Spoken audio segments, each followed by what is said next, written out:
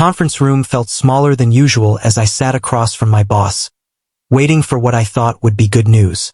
I'd been with the company for 22 years, built half the client relationships myself, and everyone knew I deserved the regional manager position that had opened up. "Look, Tom," my boss sneered, leaning back in his leather chair with that smug expression I'd grown to hate. "I'm gonna be straight with you here."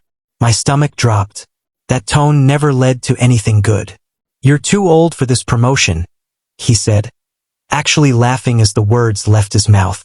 "We need fresh blood in leadership, new ideas, young energy." The room erupted in awkward silence. The other managers shifted in their seats, staring at their papers like they contained the secrets of the universe. Nobody would look at me. I forced a smile, my face burning with humiliation. "I see. And who are you considering instead?" "Blake from marketing. 28 years old, MBA from a top school, really hungry for success." Blake, the kid who'd been here 18 months and still needed help finding the supply closet. "I understand," I managed to say, though inside, the humiliation burned like acid in my chest. The next morning, I found Blake sitting in my usual chair at the morning briefing, grinning like he'd won the lottery.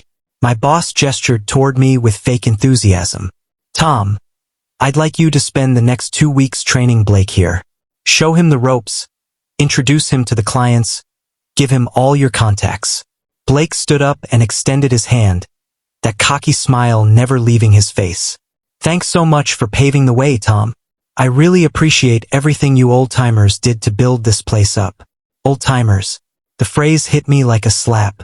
"Of course," I replied, shaking his hand and resisting the urge to squeeze harder than necessary. "Happy to help." As the meeting continued, Blake interrupted me 3 times to suggest improvements to strategies I developed over decades. Each time, my boss nodded approvingly like the kid was some kind of genius. "That's exactly the kind of fresh thinking we need," my boss said after Blake suggested we leverage social media synergies for a client who sold industrial equipment to factories. The bitterness and betrayal boiled inside me as I watched 22 years of loyalty get flushed down the drain for a kid with fancy buzzwords and zero real experience. That evening, I sat at my kitchen table, staring at my untouched dinner. My wife Anna could tell something was wrong the moment I walked through the door. "They gave the promotion to Blake," I said, the words tasting bitter in my mouth. Anna set down her coffee cup harder than necessary.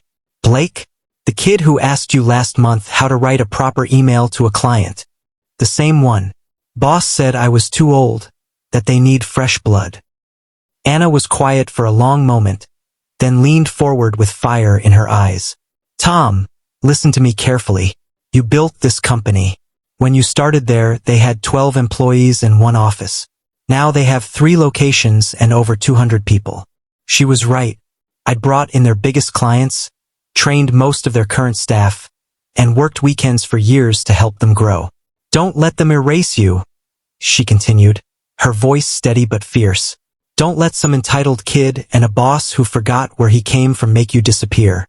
Her words hit hard, sparking something that had been dormant inside me for too long. She was absolutely right. I'd built too much to just roll over and accept this humiliation.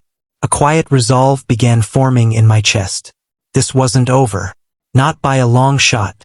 Lying in bed that night, I couldn't stop my mind from racing through the memories. Late nights staying until midnight to finish proposals while Blake's generation went home at 5 sharp. Weekends spent building client relationships at industry events while younger employees complained about work-life balance. I remembered the Morrison account, worth $2 million annually, that I'd landed after 6 months of careful cultivation.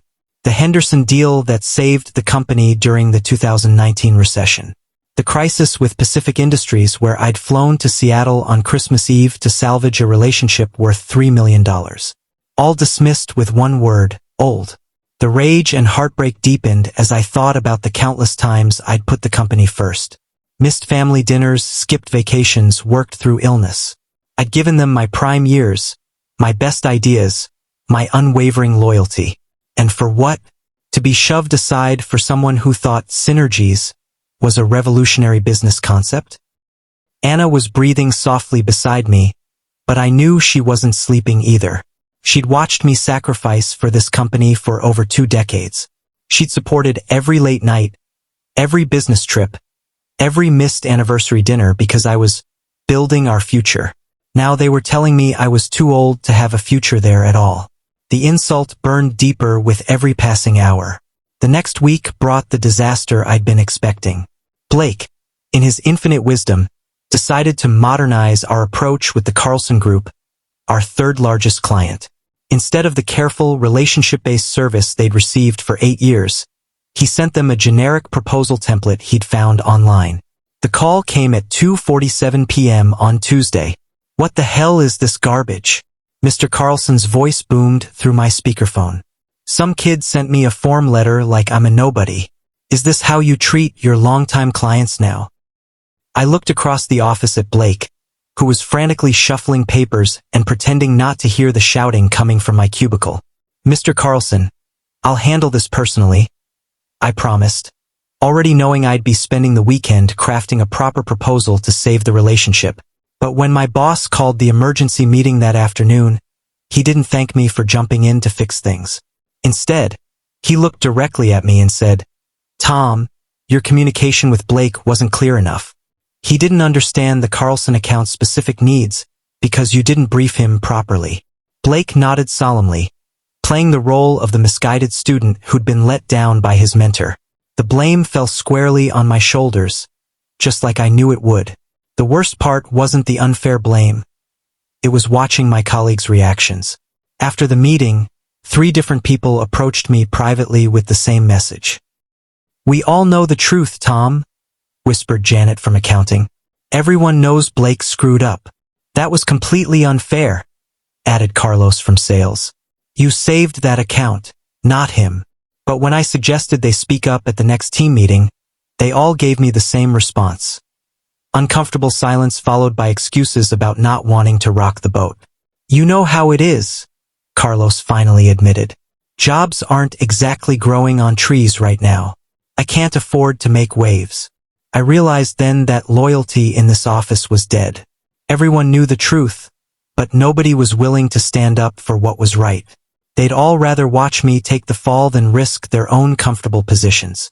Even Patricia, who I'd hired and trained 15 years ago, avoided eye contact when I passed her in the hallway. The same Patricia whose wedding I'd attended, whose kids called me Uncle Tom, whose career I'd personally mentored from day one.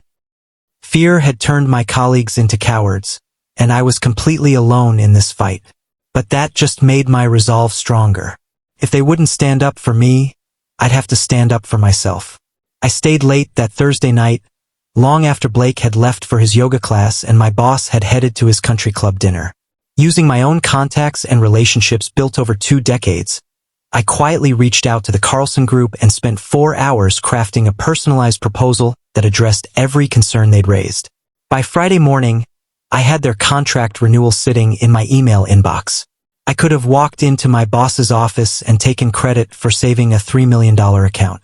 I could have exposed Blake's incompetence publicly and forced everyone to acknowledge who really kept this company running. Instead, I quietly forwarded the signed contract to Blake's email with a note. "Thought you might want to review this before the Monday meeting." Monday came, and Blake presented the Carlson renewal like he'd orchestrated the whole thing. My boss praised his quick thinking and client relationship skills. Blake actually winked at me from across the conference table. No one thanked me. No one even acknowledged that I'd spent my entire weekend cleaning up someone else's mess. The insult deepened, but so did my determination. They wanted to treat me like I was invisible? Fine. Invisible people see things others miss. And I was starting to see exactly what I needed to do. That evening, I sat in my home office, staring at the old leather address book I'd kept since the early days of my career. The pages were yellowed with age, filled with contacts from before LinkedIn and smartphones made networking so impersonal. My finger stopped on a name I hadn't thought about in years. Harrison Wheeler. We'd worked together at Patterson Industries back in 1998, 2 young account managers grinding our way up the corporate ladder. Harrison had been smart, ambitious, and completely ruthless when it came to business. While I'd chosen the steady path of building long-term relationships, Harrison had jumped from company to company, always climbing higher. Last I'd heard, he was running Wheeler Consulting Group, one of the biggest business strategy firms on the West Coast. His company specialized in corporate restructuring and had a client list that read like a Fortune 500 directory. An idea began to form in my mind, dangerous and brilliant in its simplicity. Harrison had always been the type to appreciate loyalty and despise corporate stupidity. More importantly, he was the type who remembered his friends and never forgot those who'd helped him along the way. And I'd definitely helped Harrison Wheeler along the way. More than he'd ever publicly acknowledged. My hand trembled slightly as I reached for my phone. It was time to make a call I should have made years ago. Friday morning brought another humiliation. This one more direct than all the others combined. My boss called me into his office, closed the door, and gestured for me to sit down across from his massive mahogany desk. "Tom, we need to have a serious conversation about your future here." My stomach tightened, but I kept my expression neutral. "Of course. Look, I know the Blake situation hasn't been easy for you. Change never is, especially for someone who's been set in their ways for so long." Set in their ways. Another polite way of saying old. "But I'm concerned about your attitude lately. Some people have mentioned that you seem resistant to new leadership." That was a lie and we both knew it. But I let him continue. "So here's what I'm thinking. You've got a lot of great years behind you. And maybe it's time to start thinking about the next chapter of your life." The threat was clear, wrapped in corporate speak but unmistakable. "Retire gracefully, Tom. Take the early package we're offering. Enjoy your golden years while you're still healthy enough to travel with Anna." He leaned forward, his voice dropping to something approaching sympathy. "Because if you don't, I'll have to push you out. And that won't be pleasant for anyone." The humiliation reached its peak. 22 years of dedication, and this was my reward. A choice between voluntary humiliation and involuntary humiliation. "I'll think about it," I managed to say. "Don't think too long," he replied with a smile that didn't reach his eyes. I drove home in a daze, my boss's threat echoing in my ears. Anna took one look at my face and knew something terrible had happened. "They want me to retire," I said, slumping into my favorite armchair. "Early retirement package, or they'll find a way to force me out." Anna's face went through several emotions. Anger, sadness, and finally, a determination that matched my own. "So what are you going to do?" I walked to my home office, pulled out that old leather address book, and stared at Harrison Wheeler's number. My hand trembled as I traced the faded ink with my finger. "I'm going to make a phone call I should have made a long time ago." Anna followed me into the office, watching as I opened the address book to the right page. "Who's Harrison Wheeler?" "Someone who owes me a favor," I said, my voice steadier than I felt. "A very big favor." The phone number seemed to glow on the page, promising either salvation or complete disaster. There was no middle ground with a call like this. I picked up my phone, started to dial, then stopped. Once I made this call, there would be no going back. This was either the beginning of my comeback or the end of my career. But after what my boss had said today, I realized I didn't have a career left to lose. As I stared at Harrison's number, my mind drifted back to 1999, to the night that changed both our careers forever. Harrison had been working on the biggest account of his young career, a potential partnership between Patterson Industries and Meridian Corporation. He'd spent months building the relationship, and the deal was worth $40 million. The night before the final presentation, Harrison's hard drive crashed. Everything was gone: the presentation, the financial projections, the contracts, all of it. He called me at 11 p.m., his voice cracking with panic. "Tom, I'm finished. 5 years of work down the drain. They'll never trust me with anything important again." I could have gone to bed, told him it was too bad, wished him luck.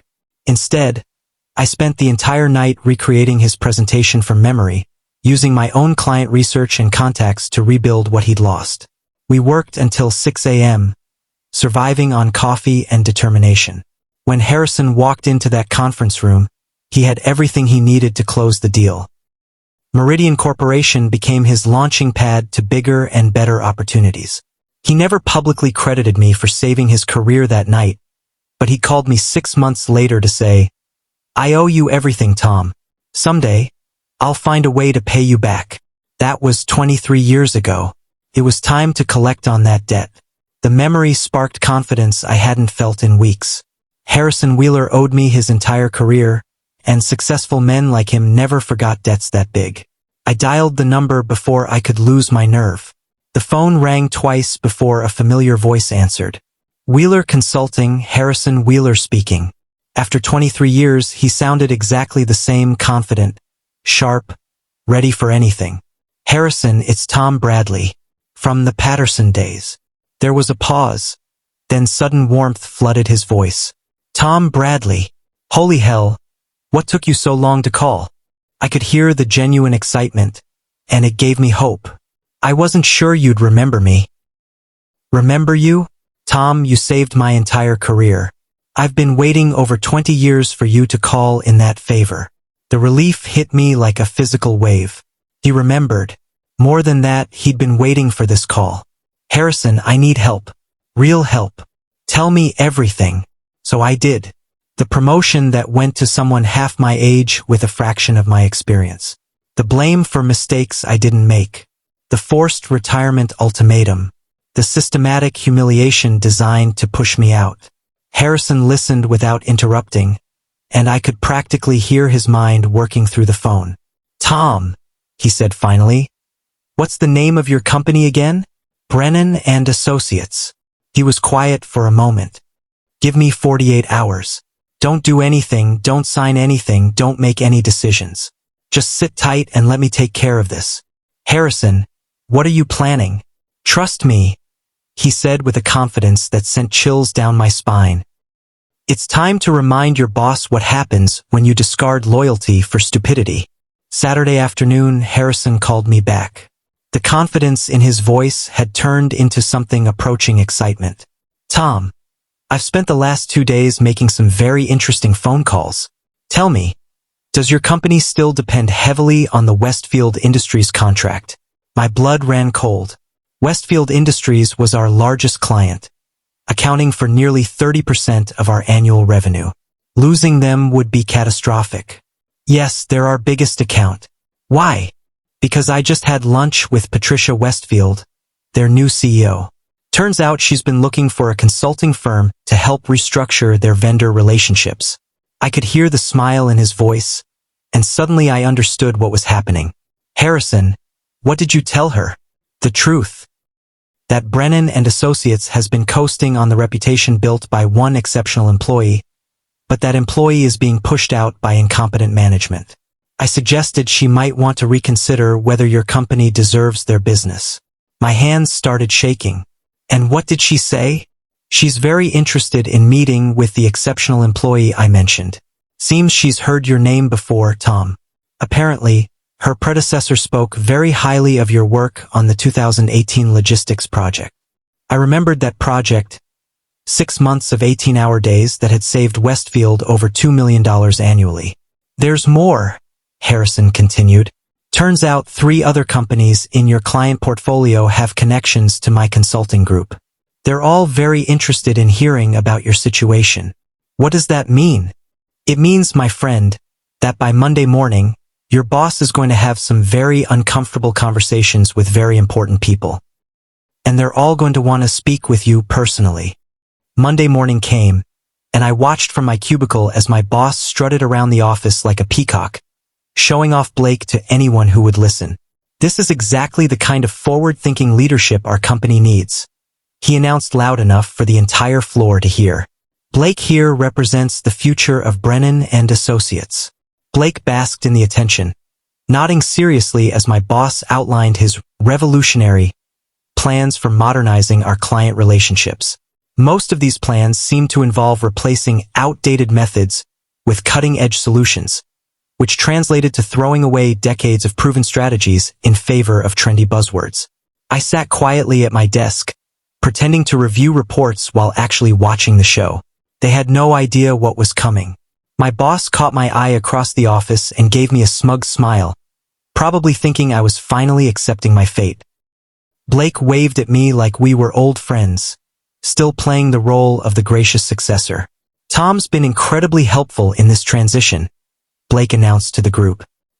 His old-school experience really laid the groundwork for what we're building now. Old-school experience. Even his compliments were insults. I smiled back and nodded, playing the part of the defeated veteran accepting his replacement. But inside, I was counting down the hours until Harrison's plan kicked into gear. They thought I was beaten. They had no idea I was just getting started. By Tuesday morning, whispers were rippling through the office like wildfire. I caught fragments of conversations as people huddled around coffee machines and clustered in the break room. Did you hear about some kind of audit? I heard major changes are coming down from corporate. Something big is happening. My friend in accounting said they got a weird call from Westfield Industries yesterday. The rumors grew throughout the day. Someone mentioned seeing our CFO looking panicked after a conference call. Another person overheard two board members arguing about client retention issues in the parking garage. My boss spent most of Tuesday in closed-door meetings, his usual swagger replaced by something approaching nervousness. Through the glass walls of his office, I could see him on the phone constantly, his face growing redder with each conversation. Blake, meanwhile, seemed oblivious to the tension. He spent the day rearranging his new office and posting pictures of his promotion on LinkedIn. The kid had no idea that the ground was shifting beneath his feet. Patricia from HR made 3 trips to my boss's office, each time carrying a different folder and looking increasingly concerned. The third time, she left his office practically running. Something big was definitely on the horizon, and I was the only person in the building who knew what it was. The anticipation was killing me, but I forced myself to stay calm and keep working as if nothing was happening. Wednesday morning brought the panic I'd been waiting for. My boss emerged from his office looking like he'd aged 10 years overnight. His usually perfect hair disheveled and his tie askew. "Everyone, conference room, now," he barked, his voice cracking slightly. The entire office filed into the main conference room, everyone exchanging worried glances. My boss stood at the head of the table, shuffling papers nervously. "I've received some concerning news," he began, his voice trying to project authority but failing miserably. "It seems that several of our major clients have questions about our current direction." Blake looked confused. "What kind of questions?" "Westfield Industries has requested an immediate review of our service agreement. Pacific Corp wants to discuss their contract renewal 6 months early. And Henderson Group has asked for a detailed report on our account management structure." The color drained from Blake's face. Even in his inexperience, he understood what losing those accounts would mean. "But that's impossible," Blake stammered. "Our client relationships are stronger than ever. We've modernized everything." My boss shot him a look that could have melted steel. "Apparently, our clients don't agree with your assessment." I sat quietly in the corner, watching the panic spread across the room like a virus. 22 years of experience told me exactly what was happening. Our clients were jumping ship, and management had no idea why. But I knew why. Harrison Wheeler had made some very strategic phone calls. Thursday brought the earthquake that shattered my boss's world completely. I was at my desk when Patricia from HR approached with a stack of official-looking documents. "Tom, you need to come with me. The board wants to see you." Every head in the office turned as I walked toward the executive conference room. I could hear the whispers starting before I was even out of sight. Inside the boardroom, I found our entire executive team looking grim. At the head of the table sat our CEO, flanked by the chairman of the board and our CFO. "Tom, please sit down," the CEO said, his voice unusually formal. "We need to discuss some developments with our client relationships." Before I could respond, the CFO slid a letter across the table. "This came from Westfield Industries this morning." I picked up the letter and read the first paragraph, though I already knew what it would say. "After careful consideration, Westfield Industries will only continue our partnership with Brennan and Associates if Tom Bradley remains as our primary point of contact, and is given full authority over our account management. The silence in the room was deafening. This letter specifically states that they have no confidence in our current leadership structure and will terminate their contract unless Mr. Bradley is placed in a senior management position immediately, the chairman added. My boss, who had been conspicuously silent until now, finally spoke up. This is obviously some kind of misunderstanding. Blake has been handling the transition perfectly. The CEO gave him a look that could have stopped a charging bull. Westfield Industries generates $8 million in annual revenue for this company. Frank. If they want Tom Bradley in charge, then Tom Bradley is in charge. The emergency board meeting was called for Friday afternoon. I spent Thursday night unable to sleep, going over every possible scenario in my mind. Anna kept bringing me coffee and reassuring me that everything would work out. But the truth was, neither of us knew how this would end. Friday morning, the entire office buzzed with nervous energy. Everyone knew something major was happening, but no one understood exactly what. At 2 p.m., I was escorted to the main boardroom where the full board of directors had assembled. My boss sat at the far end of the table, his face pale and drawn. Blake wasn't even in the room. Tom, the chairman began, we need to address the client situation immediately. As you know, we've received ultimatums from several major accounts, all requesting your direct involvement. He slid a folder across the table. These represent 60% of our annual revenue. They've all expressed concerns about recent changes in management and specifically requested that you be given authority over their accounts. I opened the folder and saw letters from Westfield, Pacific Corp, Henderson Group, and 2 other major clients. Each one essentially said the same thing. They wanted me in charge or they were leaving. My boss tried to interject. Board members, I think we're overreacting to some temporary client concerns. Blake has been doing excellent work, and I'm confident. Frank, the CEO interrupted sharply. I need you to stop talking, right now. The room fell silent, and I realized that my boss's authority was crumbling in front of the entire board. 19. The chairman looked directly at me. Tom, we'd like you to present your vision for client relationship management. Based on these letters, it's clear our clients trust your judgment over current management. I stood up, feeling more confident than I had in months. For the first time in ages, I was being asked for my professional opinion by people who actually wanted to hear it.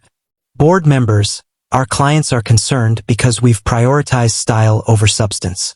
We've replaced proven relationship-building strategies with generic approaches that treat every client like they're the same. I walked to the whiteboard and began outlining a plan I'd been developing in my head for weeks. Westfield Industries has been our client for 12 years because we understood their unique logistics challenges. Pacific Corp stays with us because we've consistently delivered results that their previous vendors couldn't. These relationships weren't built on PowerPoint presentations and buzzwords. They were built on trust, expertise, and personal attention. The board members were nodding, taking notes, engaging with my ideas in a way they hadn't done in years. What we need is a return to relationship-based account management, where senior staff members maintain direct contact with major clients, where decisions are based on industry experience rather than theoretical frameworks. By the time I finished, the room was completely silent except for the sound of pens writing notes. That's exactly what our clients are asking for, the CFO finally said. Tom, that was brilliant. Just as the board meeting was reaching its conclusion, there was a knock on the conference room door. Patricia from HR entered, looking both nervous and excited.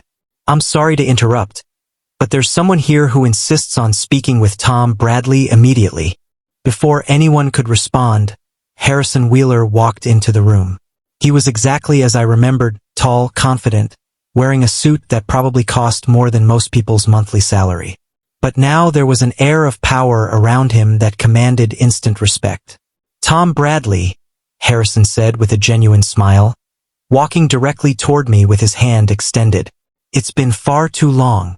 The entire board watched in stunned silence as Harrison shook my hand warmly. Ladies and gentlemen, Harrison addressed the room with the natural authority of someone accustomed to boardroom presentations. Allow me to introduce myself.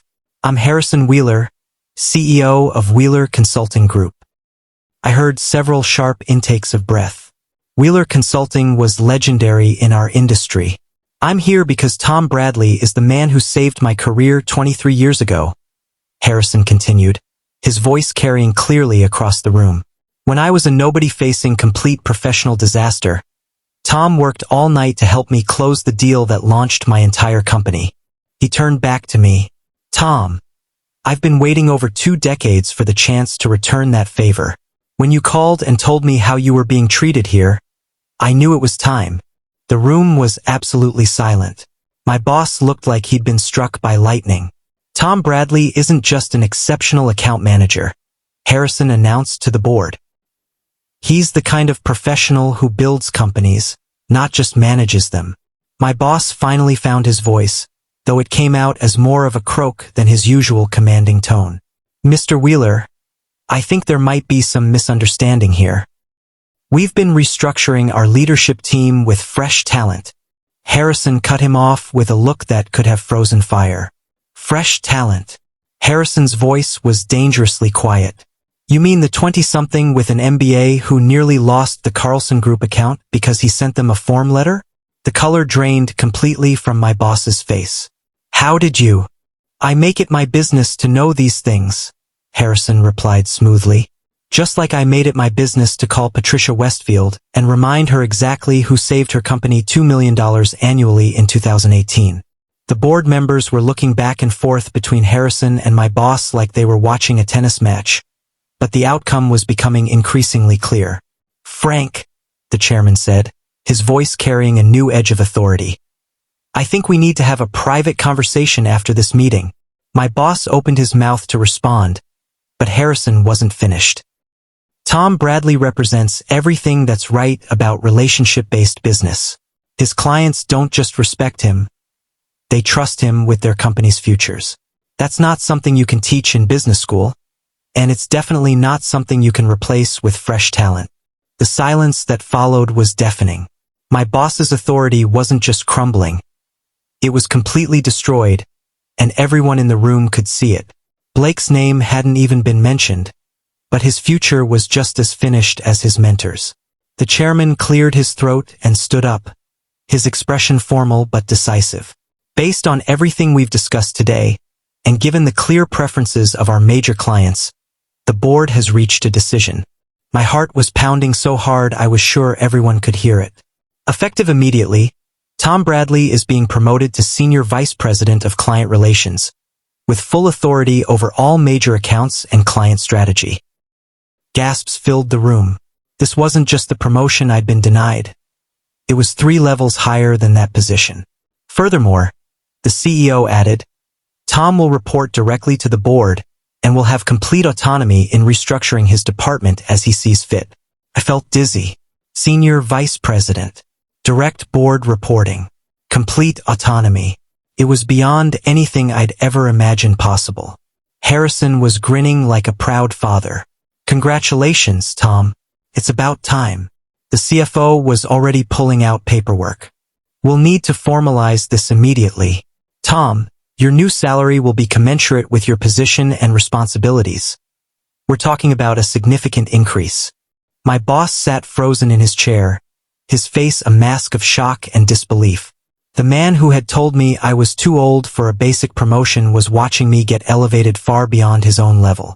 We'll also need to discuss your team, the chairman continued. You'll have full hiring and firing authority within your department. Blake's fate was sealed, and everyone in the room knew it. The reactions around the room were immediate and intense. Several board members started applauding, clearly relieved that the client crisis had been resolved so decisively. The CFO was already calculating numbers on his laptop. Tom, your new compensation package includes a substantial signing bonus, stock options, and a company car. We want to make sure you understand how much we value your contribution. Harrison shook my hand again. Tom, I couldn't be more proud. This is exactly what you deserved 23 years ago. But the most satisfying reactions came from the people who had underestimated me. My boss sat in stunned silence, his face cycling through emotions I'd never seen before: shock, disbelief, and what looked like fear for his own future. Through the glass walls of the conference room, I could see Blake in the main office, looking pale and confused as Patricia from HR approached his desk with a folder. Even from this distance, I could tell he was about to receive very bad news. "This isn't possible," my boss finally whispered, more to himself than to anyone else. He was supposed to retire. He was done. The chairman heard him and gave him a look that could have cut glass. "Frank, what isn't possible is that we almost lost 60% of our revenue because of your poor judgment." Harrison spoke up. "Gentlemen, if I may offer some advice based on my experience in corporate restructuring, companies that ignore their most valuable assets in favor of flashy newcomers rarely survive in today's market." The message was clear to everyone in the room. Change was coming, and it was going to be swift and decisive. As the meeting began to break up and people started filing out of the conference room, I found myself face to face with my former boss for the first time since everything had changed. He looked smaller somehow, deflated, like someone had let all the air out of his ego. For a moment, neither of us spoke. Finally, I decided it was time to return a favor he'd given me just a week earlier. "Frank," I said, my voice calm and professional, "we should probably discuss your future here." His eyes widened, recognizing his own words coming back at him. "I know this situation isn't easy for you," I continued, deliberately echoing the condescending tone he'd used with me. "Change never is, especially for someone who's been set in their ways for so long." I could see the realization hitting him. I was using his exact words, his exact tone, his exact approach. "But I'm concerned about your judgment lately. Some people have mentioned that you seem resistant to recognizing real talent." His face was turning red, but he couldn't say anything. Not with the board members still within hearing distance. "So here's what I'm thinking," I said, leaning forward slightly.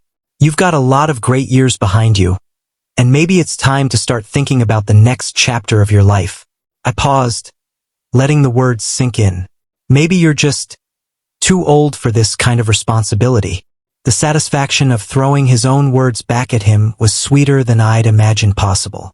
2 hours later, I watched through the window of my new corner office as security escorted my former boss out of the building. He carried a small cardboard box containing his personal items, walking past the same colleagues who had once laughed at his jokes and nodded at his pronouncements.